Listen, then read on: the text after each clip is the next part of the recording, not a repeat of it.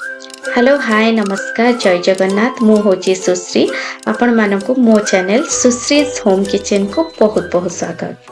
आज मु गोटे अंडार रेसिपी नहीं कि आसी जोटा कि बहुत ही हेल्थी और बहुत ही टेस्टी रेसिपी जोटा कि मु भावुची कि आपण मानक बहुत ही भल लागिबो। एठी देखि पारुथिबे गोटे सस्पैन ने मु चारिटा अंडा नेछि सेथिरे किछि लूण भी पकेइदेली पानी अंडा को देखिकी आपण पानी सेतिकी देबे आउ ताको घोड़ेकी सिम रे बसई देछि 15 मिनिट पाई तापरे ताको चोपा छड़ेकी आमे बनेबा। एठी देखि पारथिबे गोटे कड़ाई रे मु किछि पानी नै जाइछि जोटा कि प्रथमे टिके गरम हवा को देली। एठी गोटे बंच रो पालंग मु नैछि जोटा कि धोईकी मु भल भाबरे परिष्कार करी नै आसीछि। एबे गरम पानी ने ताको पकेइकी आमे गोटे बॉयल आसीबा पर्यंत वेट करिबा। प्रथमे ताको गोटे बॉयल आसीबा को दबा तापरे आमे गैस रो फ्लेम को ऑफ करिबा। गैस रो फ्लेम को ऑफ करिके तापरे आमे नेक्स्ट प्रोसेस स्टार्ट करिबा। एठी देखि पारुथिबे मु ताको भल की पानी भितरे भल की पकेइ देली आ आको गोटे बॉयल भी सिगलानी पालंगर देखि पारुथिबे। एबे आमे गैस रो फ्लेम को ऑफ करि दबा। गैस रो फ्लेम को ऑफ करिके आको ए गरम पानी भितरे आ पकेइ की रखिबा को दबानी कारण जदी एई गरम पानी ने पड़ी की रहिला ताले ओवर कुक हे जिवो सेथि पई आमे ताको काढी नबा। से काढिला परे एठी देखि परथिबे मु गोटे जागा रे किछि ठंडा पानी नेछि जोटा कि पालंग को काढी की ए ठंडा पानी भितरे आमे पकेइ दबा जहा तोरा कि एटा ओवर कुक भी हबनी आ तार कलर मेंटेन हे की रहिबो। आ देखि पारुथिबे एटा ठंडा भी हेई गला। एबे आमे पानी रु काढी की गोटे प्लेट को काढी नबा पालंग को। एठी देखि पारुथिबे सेई पालंग को काढी की आ गोटे मुठा धनिया आ गोटे कंचा लंका मु नेछि। आपण चाहिले 2-3टा कंचा लंका नै परंती जेहेतु जहा को राग बहुत भल लागे से माने अधिक लंकार व्यवहार करि परिबे। धनिया पत्र एटा मस्ट आपण देबे जोटा कि टेस्ट को आहुरी एनहांस करिवो। थरे बनै की देखंतु जानि परिबे केते टेस्टी एटा लागिवो। एबे आकु आमे भल भाबरे फाइन पेस्ट कर दबा। एथिरे मु किछि पानी एक्स्ट्रा दउनी कारण पालंग रे ऑलरेडी मॉइस्चर अछि तो सेइथिरे सेटा बाटी ही जिवो। एबे मु गोटे कड़ाई नेछि जोथिरे कि 3 रो 4 चम्मच जोटा कि आपण खाइबा चम्मच रे 3 रो 4 चम्मच ऑयल व्यवहार करिवे। ताठारो अधिक ऑयल आवश्यकता ही नाही। एबे देखि पारुथिबे ऑयल टा हमर गरम हे गल। एथिरे मु किछि हळदी पकेइ देबे। हळदी होछि ऑप्शनल आपण चाहिले पकेइबे न चाहिले स्किप भी करि पारंती। जेहेतु टिके कलर भल आसीबो अंडा रे बोली मु सेटा को पकेइ देछि। अंडा को एबे आमे तेल रे पकेइ कि भल भाबरे फ्राई कर देबा। गोल्डन ब्राउन कलर करके फ्राई करि देबा। एठी मु 2 जनक पाइंका नेछि तेनु करी 4टा अंडा नेछि। आपण क्वांटिटी हिसाब रे आपण बढ़ी पारिबे। एठी देखि पारथिबो अंडा हमर फ्राई हे कि पूरा रेडी हे गलानी। एबे जेतिकी ऑयल अछि हमें सेतिकी ऑयल रे ही अंडा तरकारी प्रस्तुत करिबा। पालंग अंडा प्रस्तुत करिबा।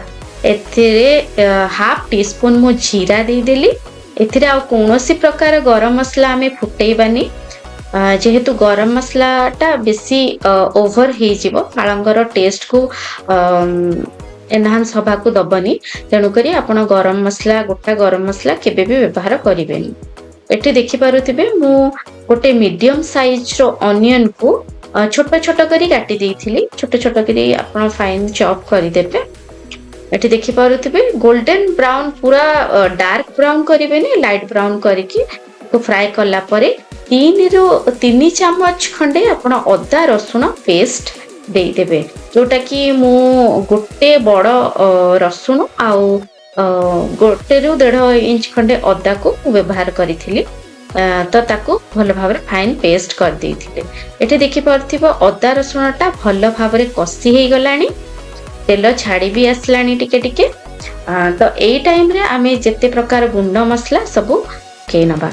देखि पारुथिबे एठी मु हाफ टी स्पून नेछि लंका गुंड आउ गोटे टीस्पून नेछि धनिया गुंड हाफ टी स्पून नेछि जीरा गुंड आउ टिके चिकेन मसाला मु नहीं आपण चाहिए व्यवहार करें ना स्किप भी करें आउ हाफ टी स्पून भी कम हलदी गुंड मु नहीं एति हूँ आमर बेसिक गुंड मसला ताठू अधिक किसी भी आमर गुंड मसला दबार नाही एबे ताको भल भाव मिसेकी आमे कषि नबा एठी देखि पारुथिबो भल भाव मसला गुड़िक भल भाव कषि हो गलानी एबे आमे गोटे स्मॉल साइज रो टमाटो काटिकी रखिथिले सेटा को मु पकेई देली आउ ताकू भल भाव सॉफ्ट हवा पई लूण भी देदेली लूणटा एकाथरे मु दे दउची आपण माने जदि जानी परिबेनी क्वांटिटी रो लूण तेणु करी आपण टमाटो पई एना पकेबे आउ लास्ट रे आपण ग्रेवी पई पकेबे